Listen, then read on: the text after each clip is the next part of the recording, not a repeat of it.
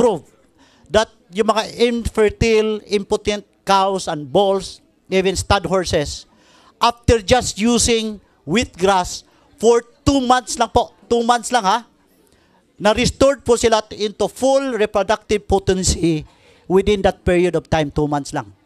So yung kabayo na dati, hindi siya marunong gumamit ng anong binigay sa kanya ng Panginoon, na mapainom ng wheatgrass juice, grabe na. No? So, na-prove nila talaga ito. No? So, kabayo at baka. Kaya, kung gusto nyo talagang mapakinabangan ito, sikapin nyo muna ang maging kabayo at baka. Kasi at least proven na siya, no? Not only that, even in some animals, na-prove na kung gaano kaganda ito. Si Dr. Charles Nabels, no? Isang food chemist. Yung experience naman niya sa mga nagkasakit na mga laying hens, yung mga inahing manok na nagkasakit na they stop laying eggs anymore, hindi na nangingitlog. Nung mag-experiment siya, nang i-feed niya ng wheatgrass, not only are these laying hens restored back to health, nangingitlog naman sila. Yung pagningitlog na-restored yung potency nila up to 95%. Yung pagpangingitlog la. So, itlog ng itlog, no?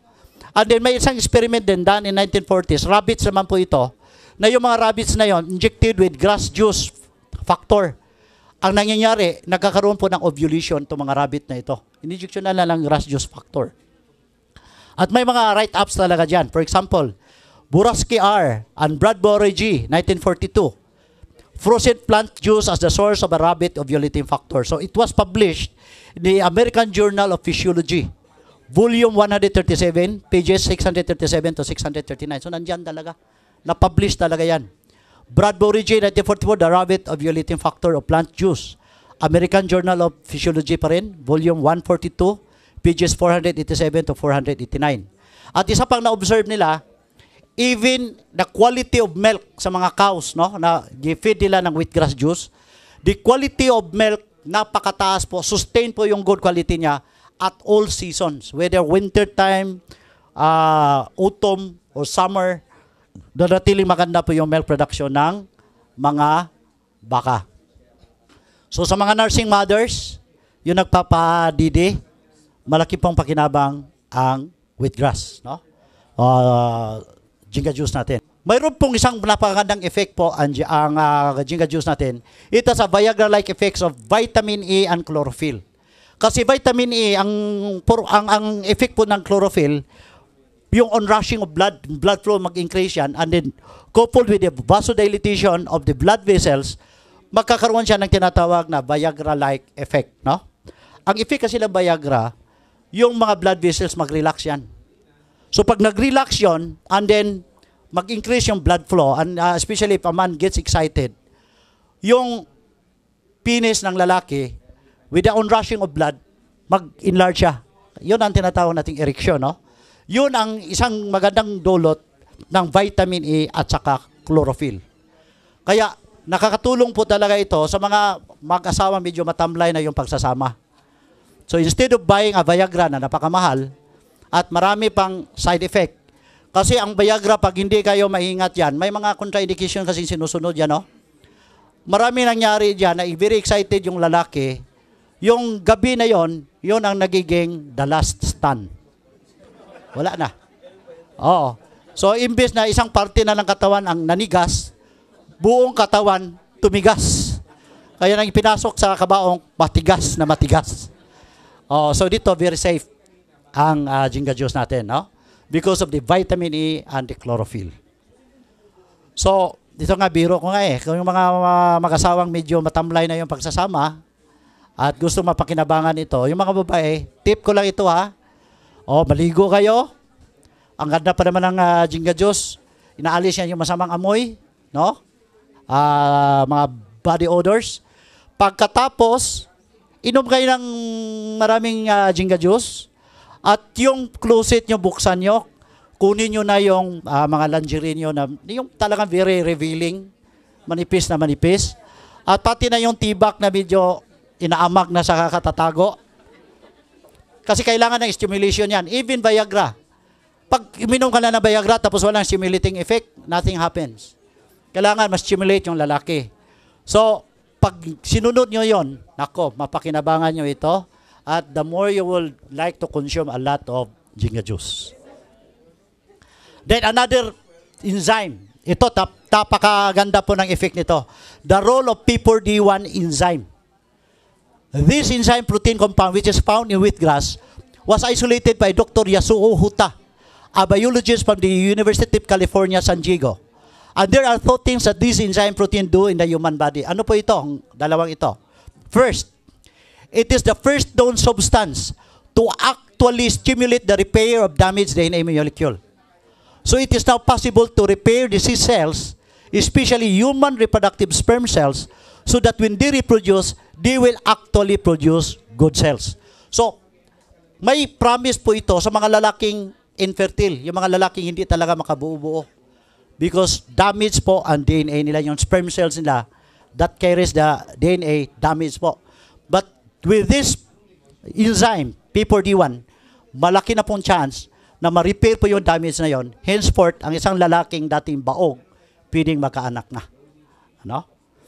So, another thing na magandang ginagawa ditong P4D1 na ito, this enzyme protein eat the protein sheet of a cancer cell so that the white blood cells can attack and destroy them. So, isang pakinabang din yan.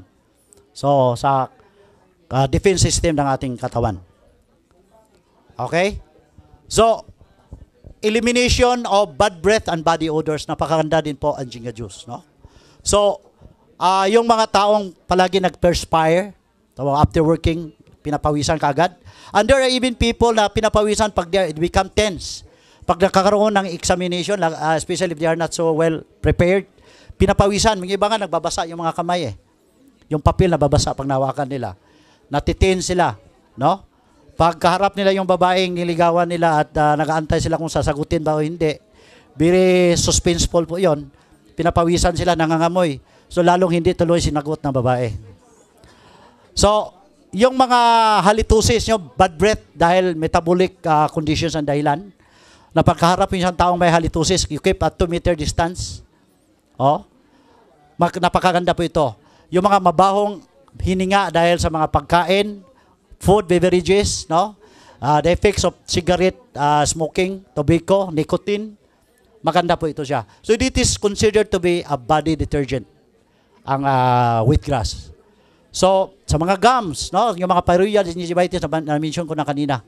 At it can also improve your romantic relationship. Why? Mas masarap makipaglamiking sa partner na mabango, no? Walang bad breath, no? Maganda yung gums, masarap kagat-kagatin. Okay? Then, restoring good sight. Totoo po ito. Yung mga, lalo na yung nakaproblema sa night vision, because of the very rich quantity of vitamin A, beta-carotene, nare-restore po ang good eyesight. And not only that, sa mga older people na nagkakaroon na ng cataract, it can slow down the progression of cataract. Kaya mayroong mga testimony, even in the internet, if you bother to do research, marami po nagpapatunay na after taking wheatgrass, nag-improve po yung vision nila, yung paningin nila, no? Then, in macular damage, yung prevention of macular degeneration. And this is one of the common causes of blindness. Napakaganda po ang wheatgrass juice dyan. No, so, Jinga juice natin. So, obesity. Malaking tulong ito. Why? Mayroon kasi maraming reasons dyan na ang wheatgrass is natural appetite suppressant. Kasi yung apistat ng brain, i-reset niya kaagad. And then, dahil pack ito with so many nutrients, no? Ang tendency kasi pag nakainom ka ng wheatgrass, in fact, paano tinitake ang Jinga juice? What is the exact time pag-take ng Jinga juice? Alam mo naman nyo? It should be taken 1 hour before a regular meal. 1 hour. Why? Because Jinga juice can be quickly assimilated in just 20 minutes. In just 20 minutes, quickly assimilated yan siya. You get a quick burst of energy. So pag nakakaroon ka ng quick burst of energy, ang tendency, magkakaroon ka ng satisfaction. Nawawala yung craving. So if you already feel full, busog na ang pakiramdam mo, naturally, hindi ka nakakain na marami. At isa pang advantage ito, lalo na sa nag-gym. Yung gusto magkakaroon ng magandang katawan, nagba-bodybuilding, mga lalaking gusto magkaroon ng mga pandesal sa abdomen nila, this is highly recommended. Why? Aside from the amino acids, the building blocks of protein, kasi yun ang kailangan pag-build ng muscles eh.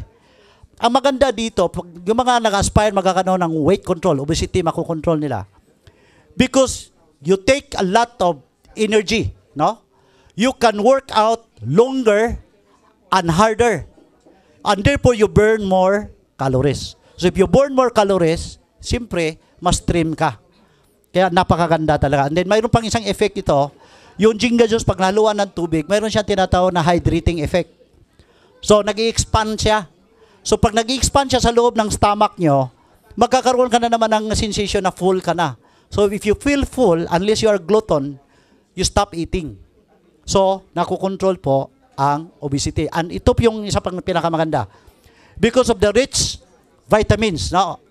Enzymes na nagpa-facilitate ng good digestion. Mas magandang absorption, digestion. And it is said that obesity is a product of indigestion, of malabsorption.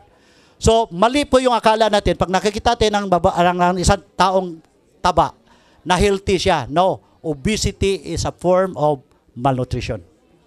So, if you have good digestion, hindi ka magkaroon ng indigestion, so mas malaking chance na you can do away with obesity.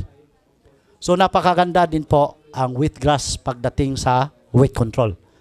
So, sisiksi ka dito, mamatso ka, and you get more beautiful, more slim, more sexy. So, naka-aid din yon sa sexual dysfunction and infertility. Because you become prettier and handsomer each day, you become younger each day, mas maganda po ang sexual performance. Di ba? Oh. So, si Carlos Romulo lang kasi yung nagsabi na age doesn't matter. Sabi ni Carlos Romulo, the late Carlos Romulo, age doesn't matter. What really matters is when that matter of yours ages. So, from Carlos Romulo yun. Beauty and anti-aging, of course. Napakaganda rin ng wheatgrass. Why? Because of this plenty of antioxidants, no? Yung vitamin C, for example, one of the most potent antioxidants. Anong role ng vitamin C sa anti-aging? It has a very critical role in the production of collagen. And what is collagen? The basic structural framework of the skin. So pag very rich ang collagen mo, very firm ang skin mo, napiprevent ang skin sagging, skin wrinkling, skin creasing. No? So yung pagluyloy, paglawlaw, paglaylay, napiprevent. No? So, napakaganda sa beauty yan. Vitamin E, the skin renewal vitamins. So, yung mga old, worn out cells, nire-replace niya. Bina-replace ng bago. Plus, yung mga B-complex. Yung mga B-complex, nag-rebuild ng mga new tissues. Na-rejuvenate yung mga healthy cells. Na-replace yung mga old and worn out cells. So, and of course, yung antioxidants. It is even said that the cause of premature aging is the lack of enzymes. And remember, wheatgrass has 30 active enzymes. Grabe talaga itong wheatgrass. So, frankly speaking, between guayabano and wheatgrass, as far as other aspects is concerned, no? Especially in terms of mga other nutritional contents, mas superior po ang wheatgrass. Pero pagdating sa anti-cancer, nothing beats guayabano. Okay? So, anti-aging po yan. And then, astinya. Anong astinya? Yung parang walang kalatoy-latoy, walang lakas, walang energy. So, nagpalakpakan na ang lahat ng mga tao dito. Yung tao may astinya. Yung magano din siya. Oh. Yun ang kuhan. So, salamat naman. Walang naka-astinya dito. Malakas ang palakpak. So, maganda ito, no? Why? Kasi yung wheatgrass, as what I've said, is packed with nutrients. Imagine, ang 2 ounces dito, equivalent ng ilang pounds ng ibang vegetables. No? 150 grams is equivalent to 350 grams yata yun. Basta ganun katindi ang wheatgrass natin. No? So, that concludes my presentation about Jinga juice. No? I hope naintindihan na po ninyo, na-appreciate ninyo kung gaano po talaga kaganda ang product natin. No, so ito po yung role ko. Every Saturday nandito po ako para talagang may share sa inyo kung ano yung nalalaman namin, especially doctors, no? Kasi kailangan natin mga doctors talaga ma-convince natin. So, with this, hopefully, with this video, no, na ikakalat ito sa whole Philippines, kung mayroon kayong mga doctors sa prospect, marami pa naman mga doctors that they just say no without the benefit of really knowing about the product. Mas maganda na kung mag-distribute na itong video na ito, i-share niyo. No? And they will be able to understand and appreciate na napakaganda pala talaga itong Jinga Juice. No? So thank you for your coming. I hope you can be a more effective dealer of the Jinga Juice now. You can push the product with more confidence. No? So, more power to all of you. Good luck and thank you.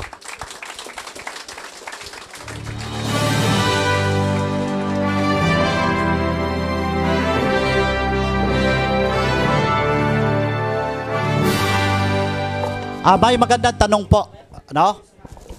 Sa isang pasyente daw na nag-undergo na ng dialysis, maganda po ba ang Jinga Juice? If you mentioned kanina sa mga urinary tract infections, maganda po ito. Now, patients who are receiving dialysis, siguraduhin lang ninyo na yung kondisyon ng pasyente, hindi naman yung talagang malubhang-malubha na. Ang bantayanan lang kasi ng mga pasyenteng with dialysis, yung kidneys cannot really handle excessive load of minerals. No, yung especially mga calcium, mataas ang mga kwan. So, this can be used in moderation sa dialysis patients. Pero ito lang, as a courtesy, mas maganda kung i-refer mo na ninyo ito sa nephrologist, yung humahawak sa mga dialysis patients. But ito lang minsan din ang problema. No? I mean, let's be open about it. May mga doktor na wala talagang knowledge about Jinga Juice. At pag itanong nyo, Dok, pwede ba ito sa pasyente naming may dialysis na? Chances are, a doctor may say no without necessarily knowing kung ano ang nasa Jinga. So, minsan, ito lang, kung minsan, yung pagiging very respectful natin, very courteous natin, na binibigyan natin ng respeto yung mga doctors, may sometimes be a misgiving. Why?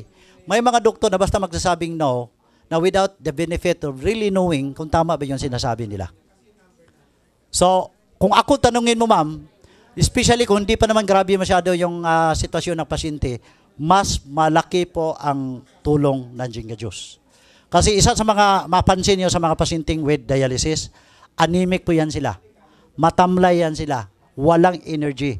So nakita nyo na kanina sa lecture ko, isa sa mga dinudulot dito, anemia, tinitreat, binuboost yung energy, no? So malaking tulong po ito sa mga dialysis patients talaga. So, para sa akin, basta't wala problema sa blood sugar, you can give it 1 sachet 3 times a day.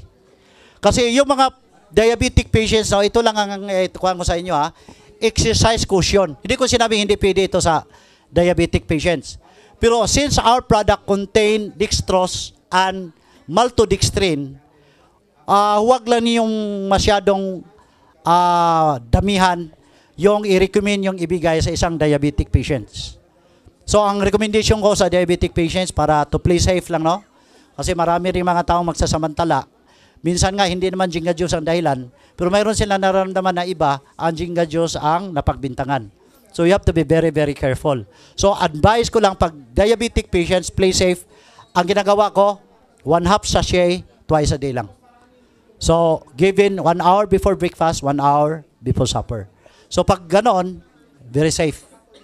So, pero pag walang diabetic, wala diabetes, bigay mo 3 times a day, no problem. No? So, yun po ang sagot ko yun, ma'am. How about yung may cancer, breast cancer?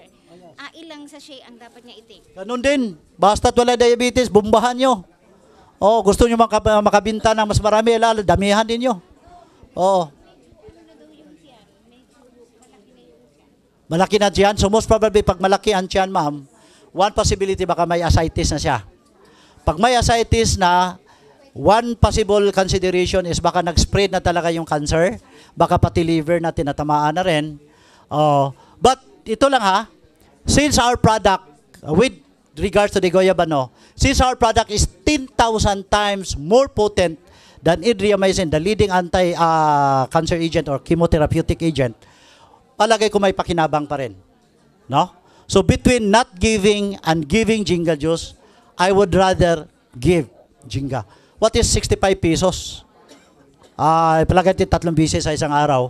Kung yun man lang ang magkakaroon ng chance yung pasyente makasurvive. Di ba? Okay pa. Sige, you're most welcome, ma'am. Pwede pong kopyahin yung lecture nyo. Wala akong kuha nito. Ang ginagawa nito, anyway ma'am, ilagay man yan sa DVD, sa CD. Magkuha niya, magkakaroon tayo ng copies doon later on. Oo. Ito, kaya linawin ko ha. Sa buntis at saka lactating mothers, very safe po ang Jinga juice natin. No? So, last time kasi na-confuse ako sa tanong, akala ko, ang nasa isip ko tuloy, artificial sweetness including aspartame. Yung aspartame talaga hindi pwede sa pregnant and lactating women. So, any more question? Sir, okay.